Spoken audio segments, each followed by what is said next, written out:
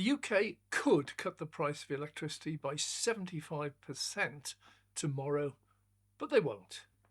Instead, they still prefer the stick to the carrot. Take net zero. We must all bite the bullet and buy an expensive electric car, get an expensive heat pump that might not work all for the sake of the planet. It's our duty. It'd be so much simpler to just cut the price of electricity tomorrow to a quarter of what it is today and have everyone queuing up to buy or lease the latest EV and get nearly free motoring. Or ditch our expensive dirty gas boilers to cut our gas bill to zero and go out and get a heat pump and make it work. They won't do that. Why? Well, the answer's the national grid. Well, I'm Dave. This is Dave Takes It On. We're going to have a look at the national grid, and it's going to be in really simplistic terms. Now, whenever I do this, there's viewers out there who come in, they'll write me 16 pages of really detailed technical stuff. That's not what this is. I'm a really simple chap. I like to keep things really simple. So this is going to be that sort of thing. Give you an example. I had bowel cancer a short while ago. Went to see my consultant, and all I asked him was, okay, I've got bowel cancer, why? And he said, luck of the draw. I said, who are you? He said, I'm the top consultant in the Northwest. Okay, you know what you're talking about. What can you do? Can you cure it? Yeah. He said, we can cut out the section concerned, stitch it back together. You'll be out of hospital in a few days. So will it end? Is it going to come back? Nope. You'll have no more risk than anyone else in the community for a man of your age. That's fine.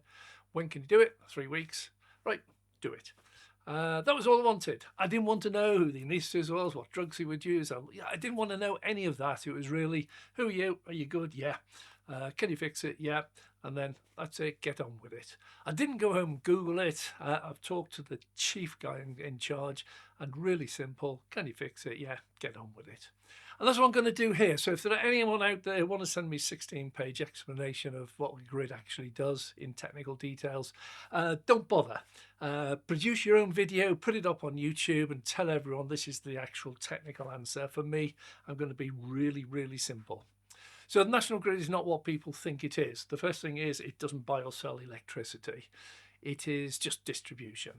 So what happens is out there we have our producers of electricity. These are the generators, nothing to do with the grid. These are people or organisations or companies who just have generators. These will be the power stations or the solar farms or the wind farms. They produce electricity. They will offer that electricity to the grid. Now the grid is in 2 bits. The first bit is they will take in electricity. They don't buy it, they just take in electricity, and they will take in enough electricity to meet the demand. The second bit of the grid is it just distributes it wherever it's needed. It might take it in from a gas turbine generator in Northumberland, and a farmer down in Cornwall might want electricity. So the second bit of the grid, it will take the electricity in Northumberland, and it will use the overhead power cables to get it down to Cornwall. And along the way, it'll go through the high power, high voltage overhead cables running 100, 200, 300,000 volts. And then as it gets nearer to Cornwall, it will drop the voltage down through various substations until it gets down really close to the farm. That's the grid. So it will make sure that it takes in enough electricity to meet the demand that we, the public, need from the grid. The snag is that we are very bad at taking electricity out the grid. We don't warn them. So we will, for example, just decide, oh, let's go and have a cup of tea. And so we're going to switch a kettle on. So instantly the demand on the grid goes up. So the grid has to then get more electricity coming in. And then we will have the oven on for our Sunday roast and all of a sudden decide that the roast is ready. And we turn our oven off and instantly demand drops. So the grid has a constant job of matching the electricity that it's getting in from the power stations, the generators, and to us, the users, and distributing it accordingly. So that's all it does. Generators. Let's have a look at the generating side of it.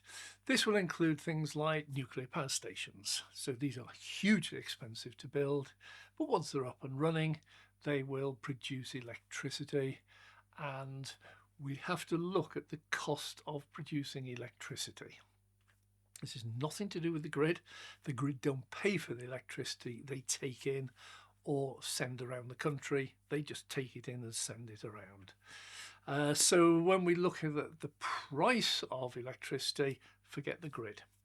So the generators, we have nuclear generators, and these tick over all the time. So these are a core backbone of the electricity supply available for the grid to use. Can be selected or deselected really quickly.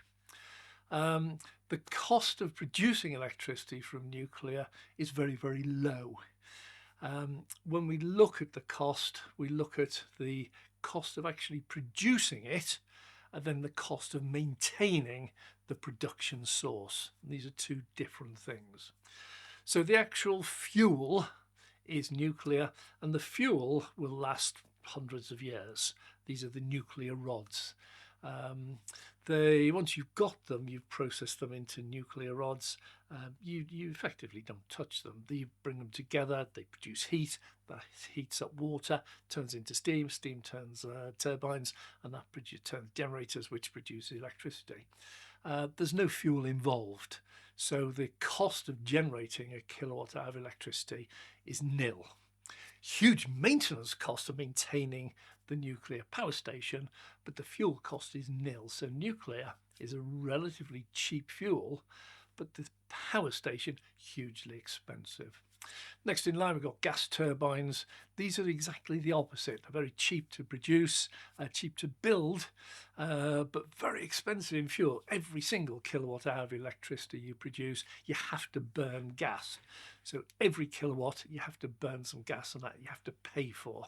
So they have a very high cost of producing electricity, much lower cost of maintaining the gas turbines that do it.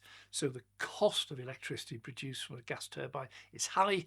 The maintenance costs are relatively low compared to nuclear. Then you've got your wind turbines.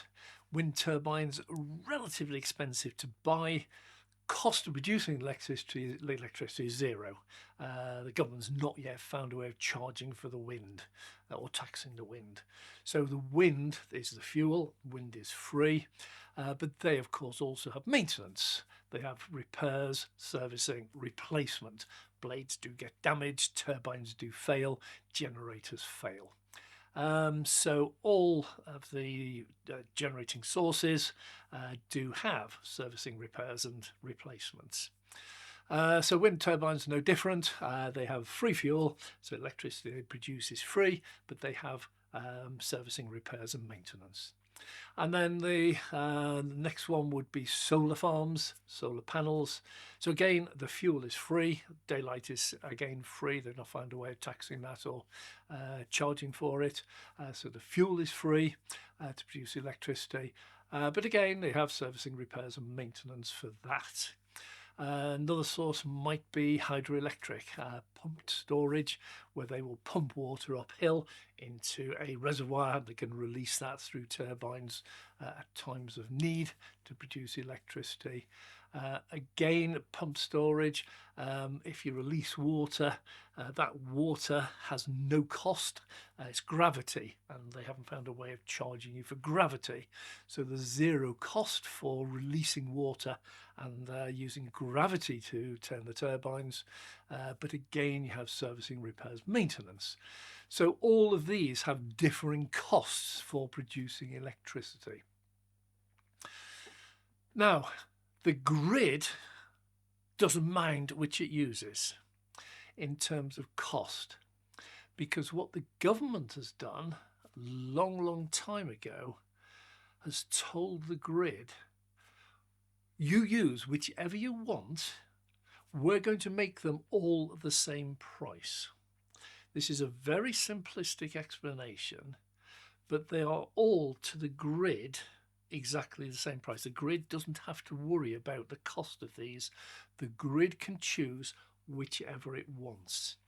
Now this dates back to the 50s and 60s when we were first dabbling about with North Sea gas. And in the 50s and 60s, we're coming out of the Second World War, a time of austerity. Gas wasn't very popular. We were a poor nation and most people still had coal fires. I remember as a kid we had coal fires, and gas central heating was a thing of the future in the 50s, came in mainly during the 60s and big time in the 70s. And the oil companies, when they were drilling for oil, oil was the fuel of the future. That was for cars, transport, aircraft, everything else. That was the big one. And they really, at that time, didn't want to drill for gas. They kept finding the gas fields and they really didn't want it. They didn't have a ready market for it at the time. And the government of the day, not just in the UK, but elsewhere around the world, said, well, look, we think actually gas is a fuel of the future, so we're going to link the price of gas that you find with the price of oil. So we're going to make it attractive for you to actually get it out of the ground. So it's no longer getting in the way, it's now going to be a fuel for you. And if it's as popular as we think it's going to be, we're going to actually subsidise, give you tax breaks for going and looking for it, because we think in the future everyone's going to have gas central heating.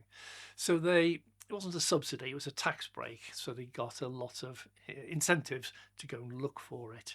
So way back, long time ago, it still exists today, there are tax breaks for going and finding it, and the price of gas is linked, not directly, but linked to the price of oil. So this sort of fixes everything. And as I say, it's still going on today. Now, the way it works in the generating field is that the price of electricity that the generators, the price they get for the electricity they generate, is fixed. It is tied to the most expensive of the electricity they generate, and that's gas.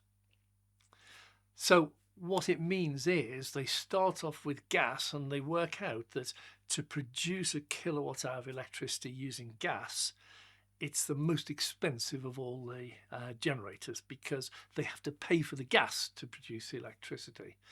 So they will give the gas generators a big subsidy to cover the cost of the gas. Then they give them a little bit more to help them make a nice profit, because otherwise there's no point doing it. And that really sets the price of electricity. They then offer the others that will buy your electricity off you for the same price. So you find that the gas generators now, they make a nice profit from producing electricity that they supply to the grid. The wind turbines and the solar panels, wow, whoopee, we're getting a massive profit. And this is what you're seeing, so many wind farms, so many solar farms going up. They get an absolutely massive profit out of doing this, which gives them a fantastic return on their investment. Don't forget, there's the wind farms, quite expensive to install in the first place, plus the cabling to get everything through. So they're suddenly getting a great return on their investment to build these expensive wind farms. And so it's suddenly really popular. That's why they're going up all over the place. There's a fantastic return on them.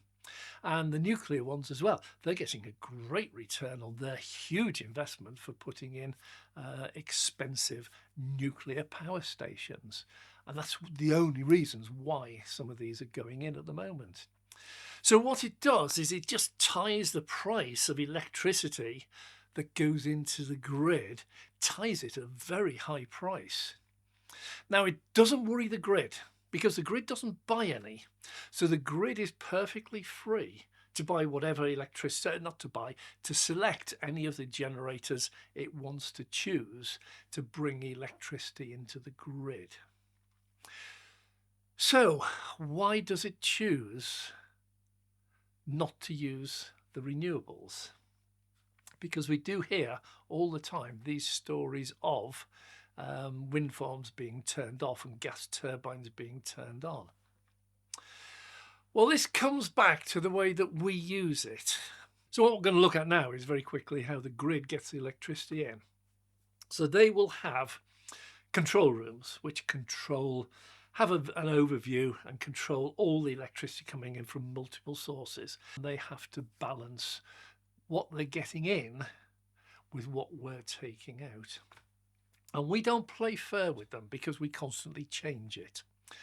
So you can imagine it's midday and it's a lovely sunny day and there's a lovely steady breeze going, and all the solar panels are working really nicely. They're all producing flat out electricity and the wind turbines are all turning nicely. And in the background, we've got gas turbines working away nicely, and we've got biomass burning away nicely, and we've got the interconnector from Norway available to us, and a load of other sources as well. So which does the grid choose? And at this point, unfortunately, it comes down to the grid looking for an easy life, because the grid has to make sure one thing, that the grid does not have blackouts. That's its job. If it ever has blackouts, the grid is answerable to the government. And if the UK starts having blackouts, the ministers are going to be down on the grid like a dose of salts. Look, my job's on the line now. If we have blackouts, we haven't had blackouts for 50, 80 years. Yeah, okay, if there's a storm and the lines go down, we don't mind. If a generator fails and we have a temporary shortage, yeah, we can live with that. But if you just run out of power or something goes wrong and we have a blackout, I'm out at the next election. And if we have 2 or 3 of these, the government's out of power, you're out of a job, mate. So we can't have blackouts. So the grid's job is save your arse, right? That's it. They have to make sure you don't have blackouts. Now, the worst thing the grid can picture is all the solar panels are firing away nicely. All the wind turbines are working away nicely, turning nicely, producing a load of electricity. And they go to the gas turbines and say, look, we don't need you at the moment. It's all coming in. Nothing to do with price. Doesn't matter where they get it from because they don't buy it. It's all coming in nicely, so can you turn all your gas turbines down? We don't need you. Biomass, you can turn them off altogether. Nuclear, yeah, we don't need you. Turn it all down. And then all of a sudden, the wind drops and a big black cloud goes across the sun. And all of a sudden, the grid goes, oh my goodness, we're in trouble. Gas turbines, can you turn them back on quickly, really quickly? And they go, no, we've actually taken 2 out for maintenance because you said everything was all right. And all of a sudden, we've got the worst case scenario for the grid is they're out of power. So the grid plays it safe. They don't use renewable as much as they should. They'll use some of it, certainly, but they prefer to use the stable sources, which are always gas and nuclear.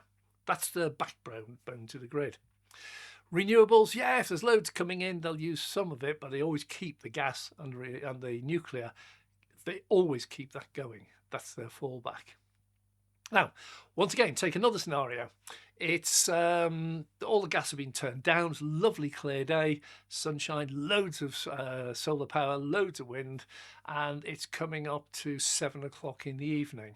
And 7 o'clock in the evening, you're getting close to one of the peak demands, and that is Coronation Street adverts. This is a classic one, isn't it? Where 7:15, first advert break in Coronation Street, Neighbours, East End, whatever it is, where everybody dashes out and turns the kettle on. Massive surge in demand for 4 minutes. That's the advert. Kettles on, some people air fryers now, you can actually do some chips in that time almost. So there's a huge surge in electricity during that time. But of course, at this time, you can't ring up the wind farm, as the National Grid this is, and say, can you turn the wind up at 14 minutes past 7 because we're going to have a peak demand. In fact, at 40 minutes past 7, even on a summer's day, these solar panels are going to stop working because the sun's going down. So to the grid, their preferred choice of supply is always going to be gas. Always going to be gas. They don't care about price because all the electricity to them, it's all the same price. It really makes no difference at all. Always going to be gas. Yeah. And that is the problem, and that is dictated to by the government. And the government don't care. Because as far as they're concerned, as long as the grid runs and they don't have blackouts, they're doing a good job. So we have this problem. Now, how can you solve it? Well, this one is really simple, and that is you just remove this price barrier where everyone can supply the grid at the same price. Second way of eliminating the problem is to do to the grid exactly what successive governments have done to the motor industry. Motor industry, and it wasn't Labour or Conservative, it was both of them, is they said 2024 you must meet a minimum number of EVs on the road, and each year it will get progressively bigger. A larger proportion of cars must be EVs until by this date they must all be EVs. What they've done, they've pussyfooted about and they've said to the grid, well, by 2040 you must be 50% renewable. The problem with that is that's 15 years away. If in 15 years' time they haven't reached it, the grid goes, sorry, we tried. What the government could do tomorrow is say, right, 2026, you need to be 20% renewable, absolute minimum, every day, 20% renewable without fail. 2027, 25%, 2028, 30%, 2029, etc. And give them a yearly target where it just increases year after year after year after year. And if the grid doesn't meet that target, there are draconian financial penalties. Now, the advantage of that second method with the yearly targets is, first of all, if they don't meet it, you can see it instantly. Within a 12-month period, you will see whether they're taking the mickey out of us or whether they're actually doing it. But it also means government can just sit back. They don't care how the grid gets to that target of getting in 20, 30, 40% renewables. It doesn't matter how they do it. We don't care how they do it. But what it would mean is they would be getting that percentage in. Now, going back to the subsidies, all the government needs to do is to say, okay, we can't cut out gas at this stage. We have to subsidise gas. We accept that. We don't have a problem with that. But why on earth do we have to subsidise the wind turbines and the solar farms to the same extent as we subsidise the gas electricity? Now, the wind turbines won't like having some of their subsidies removed. But if they are having more and more and more of their electricity being brought into the grid by this yearly target, then they're getting an advantage from it. So what we could do very quickly is just year by year drop the subsidy that wind turbines and solar farms actually get. Now, again, we liken this to Germany, for example. They wanted to sell more EVs, so they brought in a very generous subsidy for EVs, and it had the effect of selling more EVs. And then one day they said, oh, they're selling nicely, let's stop it. So they stopped the subsidy and sales crashed. It was just last year. So you can't just bring in a subsidy and then stop it and expect things to go. So what you need to do is, as the grid starts using more and more and more wind turbine power, for example, they need to get less and less subsidies. And what will happen over a period of just 5 years or so is the amount of subsidies that we pay will drop for solar and wind turbines, and the amount of solar and wind electricity, generated electricity that we use, will grow. And within a very short period of time, that can switch over. It can actually be done very, very quickly. It could be done tomorrow if the government was to break the link between the gas and the oil prices. And that could be done. Gas is linked to the price of oil. It would take a brave government to do it, but we've just heard, just yesterday from Ofgem, that the price of gas is going up in April because there is still uncertainty about oil prices because of the Ukraine war and the price of oil. Now, that's a direct quote from Ofgem. That is why this could be done tomorrow. We could drop the price of gas tomorrow by up to 75%. Instead, because of the Ukraine war and the impact on the oil prices, our gas price to British Gas, E.ON, EDF, Octopus, everyone else is going to go up in April. Now, why is it important? If our price of electricity came down by 75%, that means that a typical electric bill at the moment is about £100 a month, something in that region, £80 a month. I can't remember the exact figure. But if that dropped to £20 a month, and you can charge at home, and 2/3 of houses can, there'd be a queue of people now going out looking for EVs. We would then be wanting to go out and buy EVs. We'd be wanting to buy heat pumps.